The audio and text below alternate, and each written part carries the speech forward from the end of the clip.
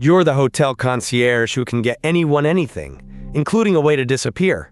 This is you. Marble lobby, a brass bell under your palm, a smile that costs you nothing and earns you everything, and a little black book in your breast pocket that's worth more than the hotel it sits in. Because there is no request you can't fill. A sold-out box at the opera, a surgeon at midnight, a passport that opens like a flower, a man who checks in and is never, ever seen again. The crystal chandelier hums overhead.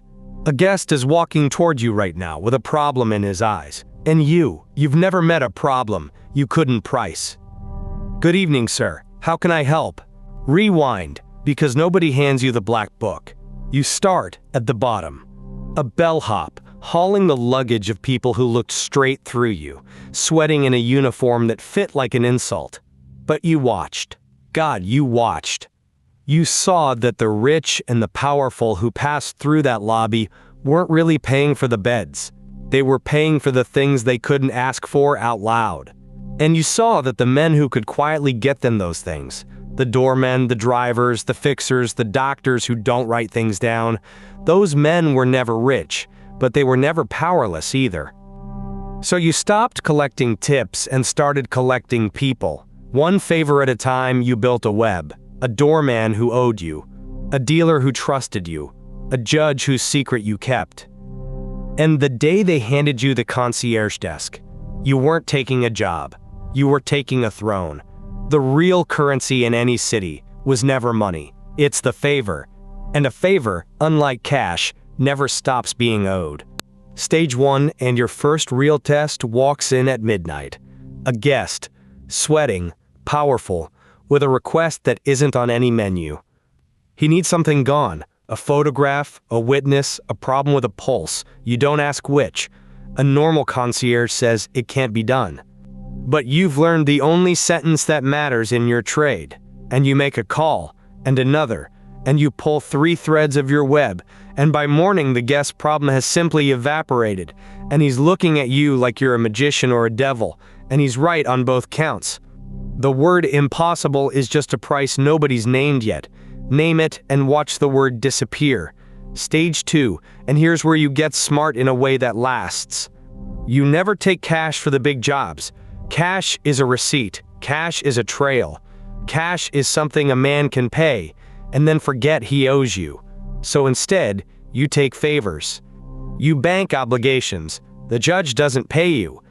He owes you, forever, a debt you can call in any night you choose. The surgeon owes you. The customs officer owes you. The newspaper editor owes you. You turn yourself into a bank, where the only deposits are other people's debts, and you never let a single account close. Soon half the powerful people in the city are carrying a quiet little IOU with your name on it, and not one of them knows how many others are doing the same. Money gets spent and forgotten. An obligation just sits there, growing interest, until the night you decide to collect. Stage 3, and the web gets tested, because a hungry young concierge across town starts trying to do what you do, undercutting you, promising the rich the same impossible favors for a thinner cut. He's fast, he's cheap, and for a minute the floor tilts. But the kid doesn't understand what you actually own. He can make a phone call too, but the people on the other end of your phone don't answer because you're charming. They answer because they owe you, because you're holding something of theirs, because the web is built of debts that took you 20 years to weave. The kid takes a job too big, leans on people who don't owe him anything, and gets himself crushed between 2 powers he didn't know were connected. You don't lift a finger. You just let the web do what webs do. Anyone can promise a favor. Only the man who's owed can actually deliver one, and being owed can't be bought cheap. Stage 4, and you cross fully into the dark, because the most valuable service in your whole catalog turns out to be the last one anyone wants to name out loud. People who can pay for anything eventually need someone to disappear. A blackmailer, a witness, an inconvenient spouse, a partner who knows too much. And you, with your doormen and your drivers, and your doctor who doesn't write things down, are the one man in the city who can arrange for a person to check out and never be found checking in anywhere again. You become the quiet last resort of the powerful, the number they call when the problem has a face. And every time you make a person vanish, you don't just earn a fortune. You earn a secret, the worst one a powerful man has, and you write it, small and neat, in the little black book. Every problem you make disappear leaves one thing behind, a secret. Collect enough of them and you don't have clients anymore. You have hostages. And that's the peak. The air thin and perfumed at the top. You don't work at the hotel anymore, so much as the hotel works for you. You're the true switchboard of the entire city, the silent operator through which every powerful favor, every buried sin, every impossible request flows. Senators owe you. Crime bosses owe you. The men who own the newspapers and the men who own the judges who own the newspapers, they all carry your quiet IOU. You wear a uniform and answer a bell, and you are, without anyone ever saying it, one of the most powerful people in the city, precisely because no one can see it. The most dangerous man in any room is never the one on the throne. It's the one everyone in the room had to ask for a favor. But here's the crack, and it's woven into the very thing that made you. The Black Book. 20 years of secrets, neat and small, every disappearance and debt and sin in one slim volume in your breast pocket. You started telling yourself it was your armor, that as long as you held everyone's worst secret, no one would dare touch you. And for a while that was true. But arrogance has a way of dressing up as safety, and you stopped noticing the obvious, the thing you of all people should have seen coming. A book that holds everyone's worst secret isn't armor. It's a target the size of the city, and it's sitting in your pocket, next to your heart, with your name on every page. The fall comes wearing a familiar smile, the way the worst ones do. A guest you've served for years, one of the most powerful men you ever did the dark work for, invites you up to his suite for a drink, for old times, for gratitude. And somewhere between the first sip and the second, you feel the temperature in the room drop, and you realize he's not thanking you. He's thinking about the book. He's thinking about the one secret in your slim volume that could end him, and he's done the math that every powerful man eventually does.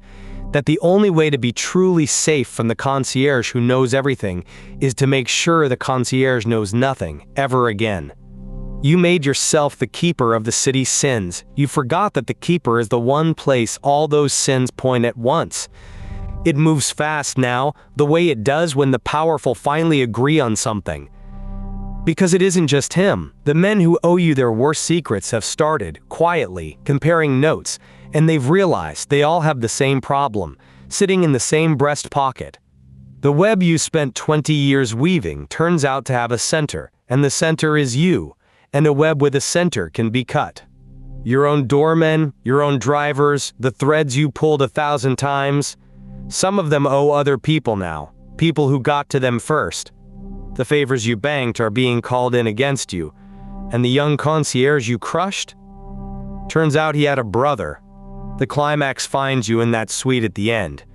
The city glittering through the glass, the drink untouched on the table, and the powerful man across from you holding out his hand, almost kind, asking you, for everything you've shared, to simply hand over the book.